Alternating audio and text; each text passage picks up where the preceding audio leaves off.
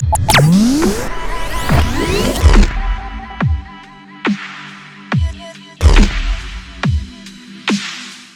guys, Ash here from C4ETech and welcome to another episode of Ash Answers. Ash Answers is a show where I answer the questions that you ask on Twitter using the hashtag Ash Answers. So without further ado, let's get to the... Okay, you know what? Before we do the let's get to the questions part, I did tease a major announcement on Twitter.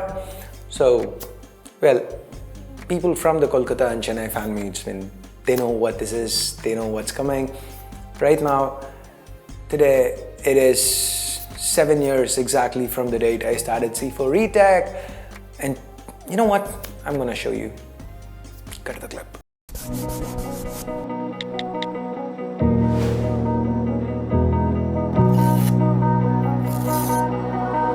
So yes, full tech journey. So that is a secondary channel that we are launching. So we're going to be launching one in English and Tamil, just like we have C4ETech and C4ETech Tamil. We're going to have an FTJ by C4ETech and FTJ Tamil.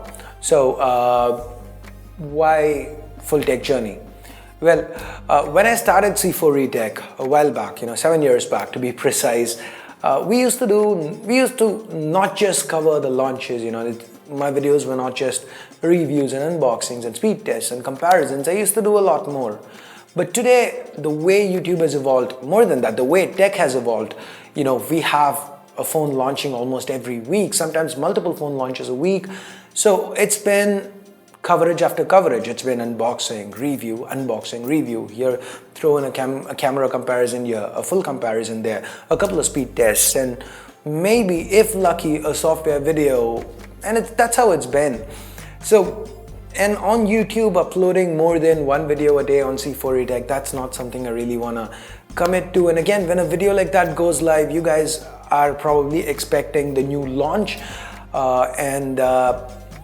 It just doesn't work that way. So I got thinking and I decided, hey, let's launch another channel. It should be, not just about buying the phone or comparing it, but it should be part of the full tech journey, the full experience, and hence FTJ. So I'm going to leave a link to that channel in the description below.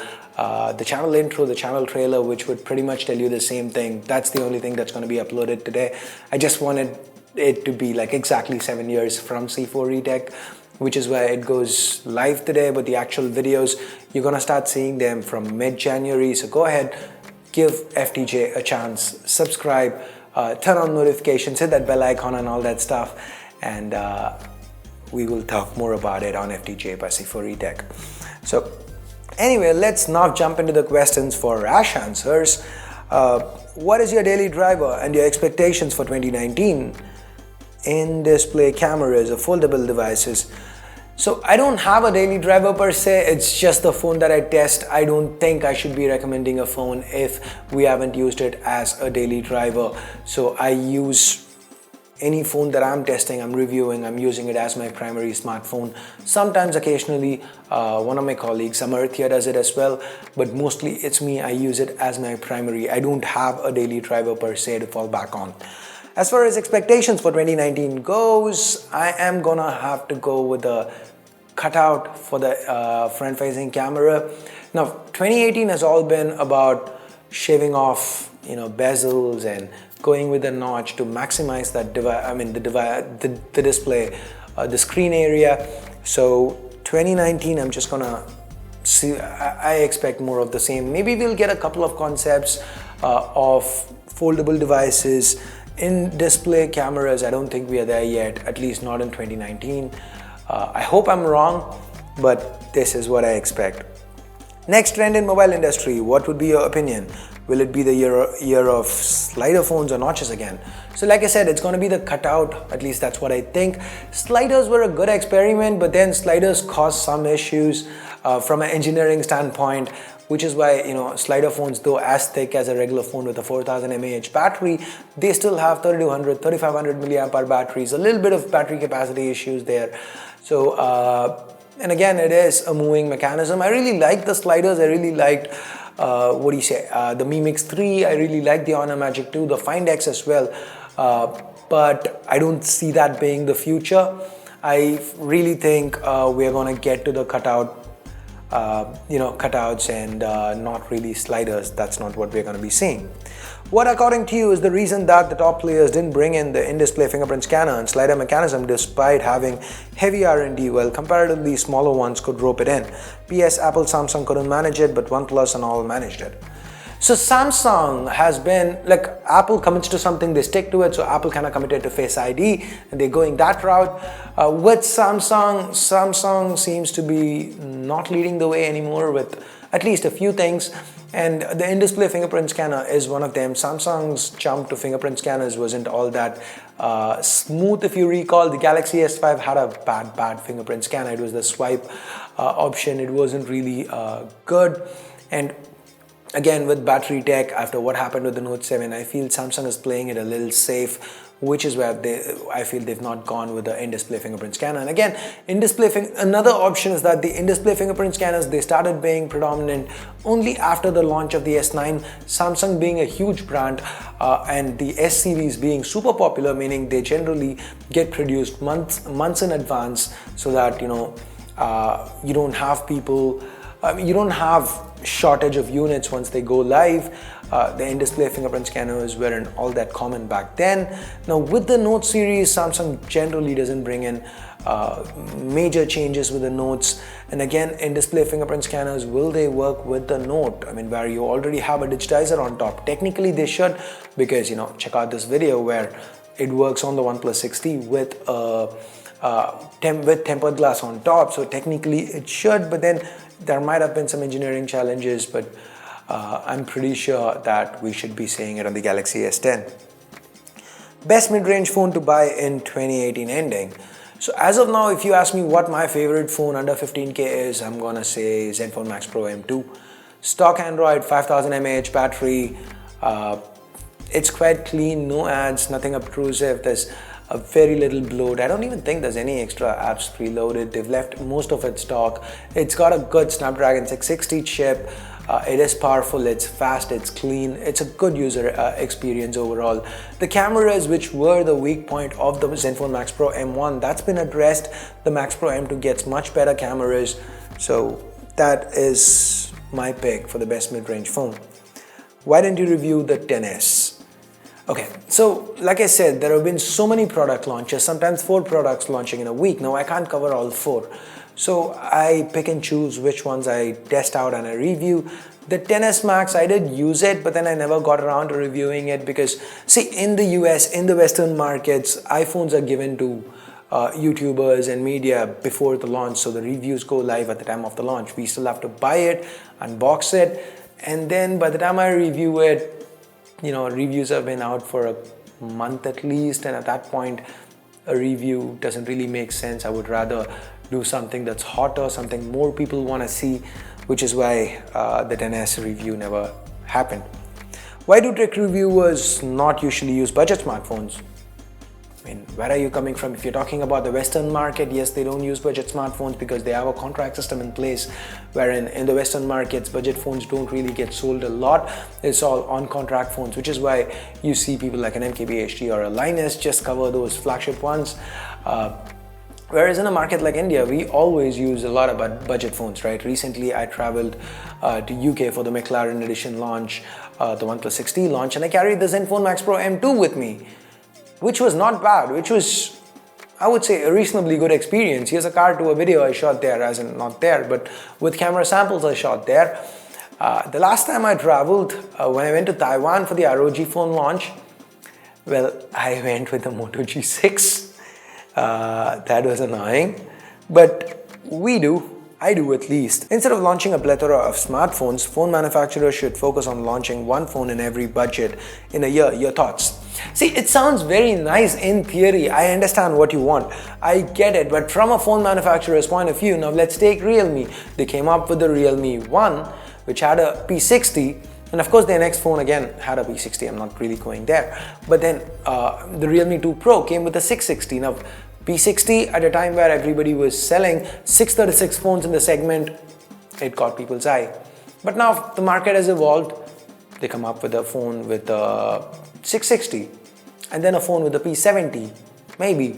So it's basically with newer phones, with newer chips coming out, in order to stay relevant in the market, brands need to keep coming out with more and more phones. Some brands overdo it, like Xiaomi for example, because they're focused on both offline as well as online, and offline margins are higher. They need to have a different kind of USP, so they have some phones for that, some phones for this, and the end result is an entire mess. You see a clean line, say for example from Asus.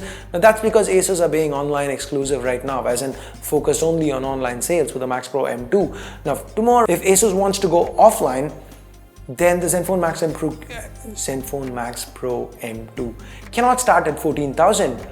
Check out this video where I talk about online versus offline.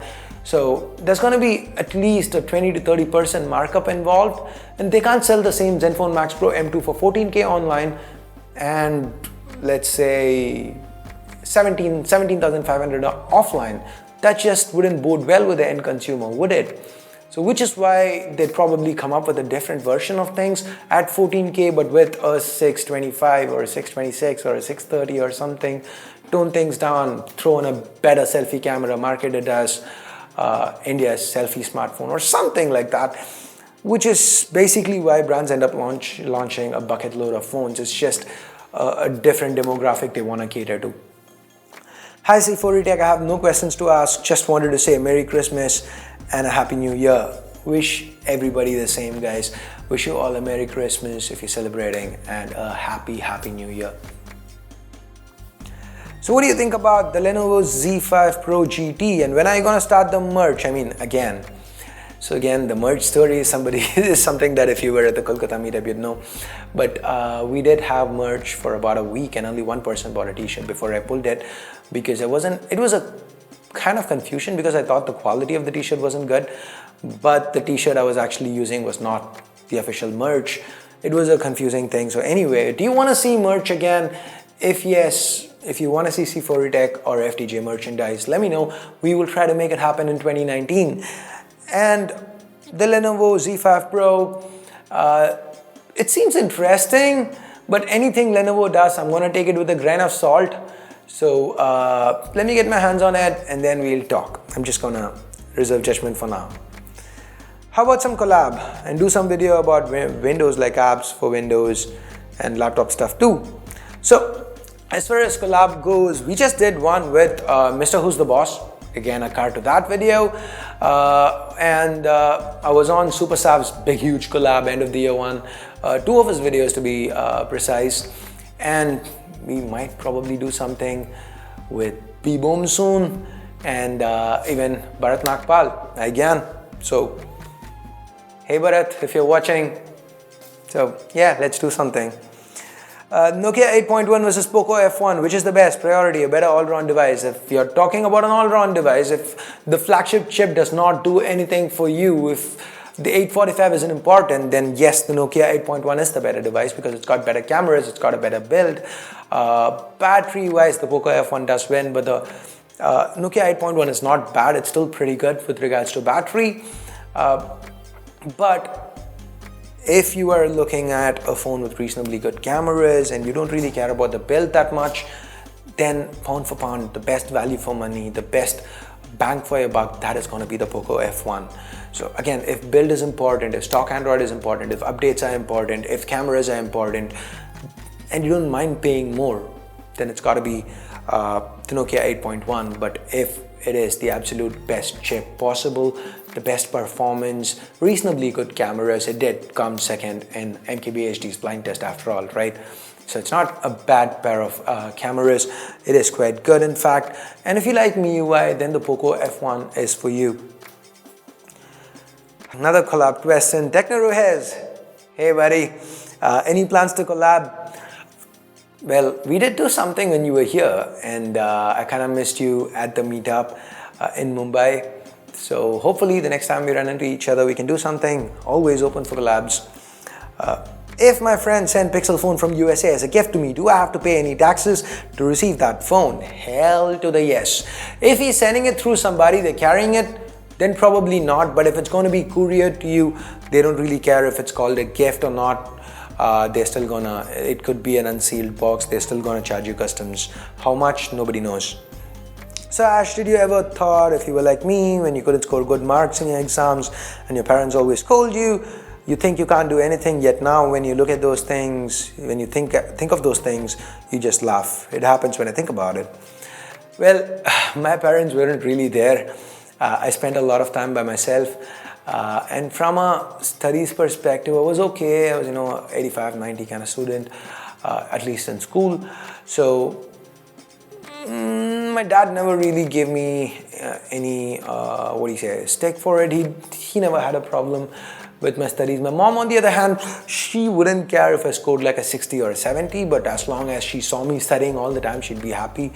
That drove me nuts. Okay, I'm sorry, Mom. Sorry, I'm going there. She gets annoyed that I keep going back to childhood stuff when we are talking, and here I am doing it talking about it in front of thousands of you guys. But yeah, today when I look back at it, I don't really laugh, but I'm not taking it too seriously either. But yeah, it's kind of funny if you think about it, I guess. Don't you think OEM should invest on camera software like that of Pixel 3 instead of putting more number of lenses? Now, I picked this question because today in the morning, one of the people from this community where I live in, they actually came up to me and they were like, hey, I know you do YouTube, you do smartphone stuff. I want to buy a Mate 20 Pro, and what do you think about it? So now this guy is coming from a LG G6, and one of the things that really drove him towards the Mate 20 Pro, I was talking to him about the Pixel 3 XL. I had a Pixel 3 XL with me at that point when I was talking to him. It was in the living room, and the Pixel 3 XL is what we use to reply to comments and all that. So that phone was right there. I was going through comments. So it's just like, hey, look at night sight on this. It's so damn good. Yes, the Mate 20 Pro is also good, but then Pixel 3 XL has better selfies and it does better post-processing, and the portrait shots are a little better. The videos come out better. And he was like, all that's cool, but then the Mate 20 Pro, yes, it's got the reverse wireless charging, which he didn't seem to care about, but his USP with the Mate 20 Pro was the wide-angle camera. Yep. So now when you look at it, some brands, pushing these out in the mid-range segment haven't been impressive with multiple lenses, throwing in a depth sensor just for the heck of it and all that. But when you look at something like the Mate 20 Pro, it's got a wide-angle camera, it's got a telephoto, 3x optical zoom, and that super 0.6x wide-angle camera. Now, these are things that the Pixel just can't recreate. Even Google themselves had to go with two front-facing cameras, right? For the wide angle, they didn't just put in just a wide-angle camera and then let you software zoom in to get to your regular framing. So sometimes the multiple lenses do help. So it's just a perspective that can't be matched without that extra lens. So yeah, some of them are gimmicks, but sometimes it is needed, like with the Mate 20 Pro. Currently, how many people are working for C4ETech? Okay, so Shahrukh recently left. He's gone to Canada to pursue his, for higher studies and stuff. So we currently have 8 people. So how C4ETech works is we have it divided into different production queues. So we've got 2 people who form a production queue. So that's 2 for the first production queue, there's 2 for the second production queue, and then there's one guy who kind of sort of manages everything, and then there are 2 people who are writers, and then there is one of the production queue guys hasn't yet joined. So, and then there is College Harish, who comes in the evening and gets certain things done. Yeah, so that's basically 8 people excluding myself, so that's 9 including me. Will Mix 3 come to India in the future? Seems very unlikely at this point, because Xiaomi, if they're going to bring something to India, they bring it within a few months of launch. The Mix 3 has been launched and it's been available for a while, and bringing the Mix 3 to India right now would be really bad for Xiaomi, because 845, it's coming to a close. Xiaomi cannot launch anything right now because this is not a good time to launch phones. So basically, if they had to launch it, they'll have to launch it in the first week, or rather second week of January. And January is when we're going to start hearing more and more about 855, and people are not going to want to buy an 845 phone for 35,000-40,000 rupees. So yeah, it's just going to lead to more people saying, hey, Mix 3 flopped in China and Xiaomi is dumping it in India. So I don't see Xiaomi bringing the Mix 3 to India. I really like that phone. The camera was excellent, especially low light. What is the best processor mobile between 10 to 15K? Again, there are two. Snapdragon 660 is the best chip over there, and there are two phones with it. One is the Realme 2 Pro, second is the Asus Zenfone Max Pro M2. Come on, Asus, reduce the size of the damn naming size. Asus Zenfone Max Pro M2. Anyway, between these two, it's your pick. If you like ColorOS, if you like what Realme is doing, you could get the Realme 2 Pro, or if you like stock Android, you like the 5000 milliamp hour battery and all that, then you could probably get the Zenfone Max Pro M2. Why the Snapdragon 660 is underclocked on both the Realme 2 Pro and the Max Pro M2?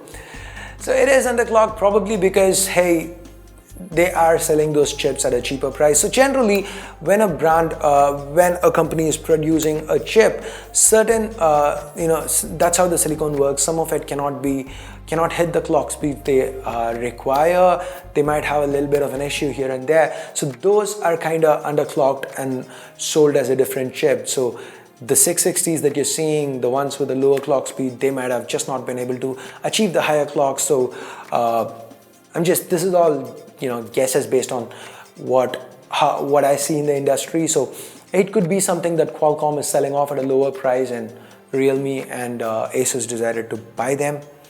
But at the end of the day, it's still got the same GPU, and the 660, the lower clock 660 is still way more powerful when compared to the 636. So that means not way more powerful, a little bit more powerful. So it's still good, right? Why don't Apple use their old A chips like A9 to make a budget device? They do. They just dropped the price of their older flagships, which is why a phone like the the iPhone SE was super popular in India. It was a 20,000 iPhone that was sold in India, right? So that's how Apple does it. They don't really go around creating new budget phones. Instead, they kind of let the old phones still sell at lower prices, and that's how they cater to the budget segment. Is that a good idea or not? You let me know in the comments below. And those are all the questions that I picked for today's episode of Ash Answers. So when do you want to see Ash Answers next? Please do not tell me next week. Next week, nobody's going to be watching YouTube. End of the year, 30th of December. Nobody, absolutely nobody watches YouTube. Everything, the views kind of go off like this after the 26th. So I guess that's that. Give FTJ a chance. Go ahead. Subscribe to FTJ. Here's a card to the channel. I can actually do that. Did I run through my cards? I don't know. I probably didn't. I don't remember doing this 5 times on the video. But anyway, check out FTJ if you haven't yet. Subscribe to that. If you haven't subscribed to C4ETech, do that. Ring the bell and all that stuff. I guess that's it for now. Thanks a lot for watching. Until next time, my name is Ash. You've been watching C4ETech, and I'm signing off for now. You guys have a great day. Bye-bye.